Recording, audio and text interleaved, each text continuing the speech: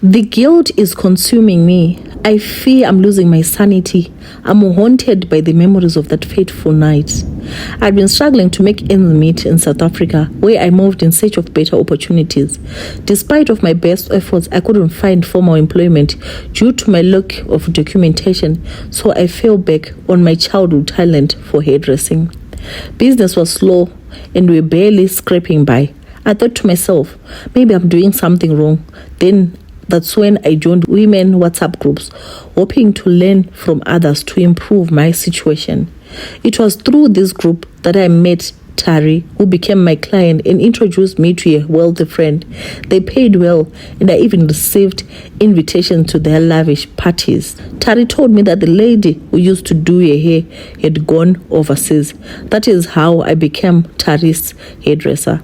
But it was at one of these parties that Tari made a comment that would change everything. She joked that I would be wealthy like them if I made a hard decision. I didn't think much of it at the time, but her words lingered in my mind. The following week, Tari visited me and asked if I was serious about turning my life around.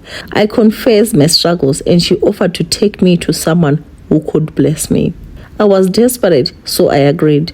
The blesser gave me a screwdriver and some powder, instructing me to place it under my pillow for 7 consecutive nights. I didn't think much of it, but on my 7th night, my life changed forever. I woke up to find my 10-year-old son cold and unresponsive.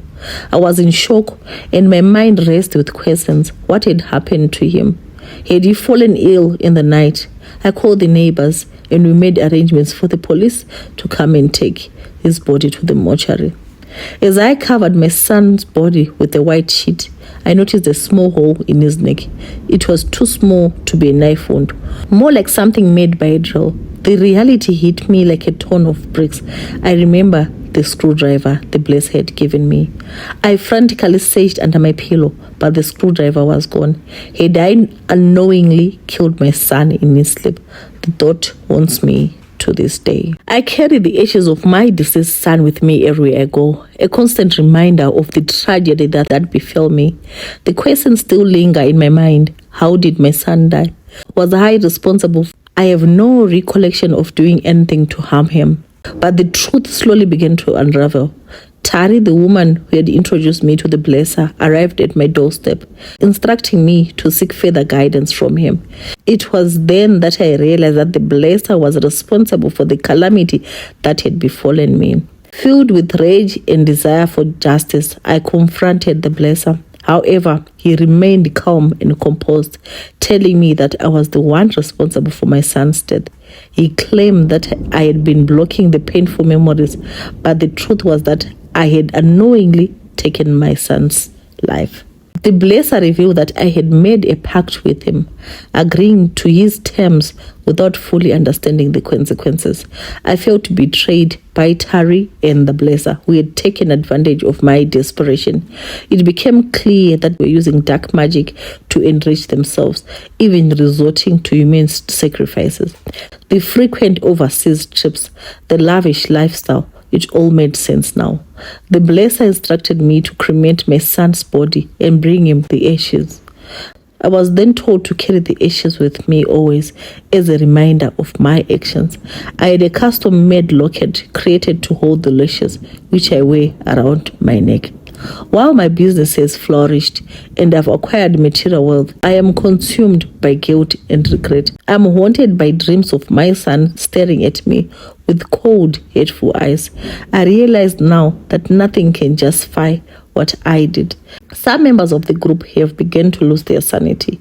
I fear that I'll suffer the same fate. I'm filled with remorse, and my only solace is to apologize to my son, hoping that he will forgive me. Good morning everyone. How are you? Sanibonani zihlobo linjani?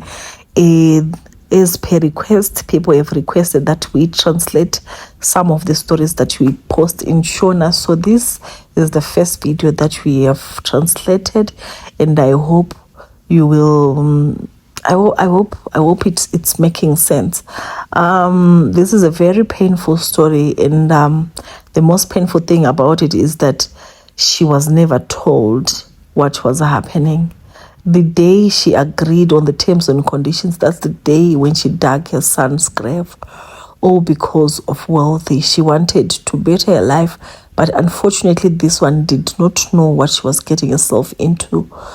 Days are evil. People are doing evil things, and they make you join certain cults without your consent, all because of poverty and desperation. I hope we're going to learn something from this story. Okay, to everyone who have watched this video, thank you so much for watching, and please subscribe. So we're going to be posting one in Shona and one in English, so that we also cover those, so that we also accommodate those who do not understand the language. Thank you so much for watching. We'll see you in our next video. Bye bye.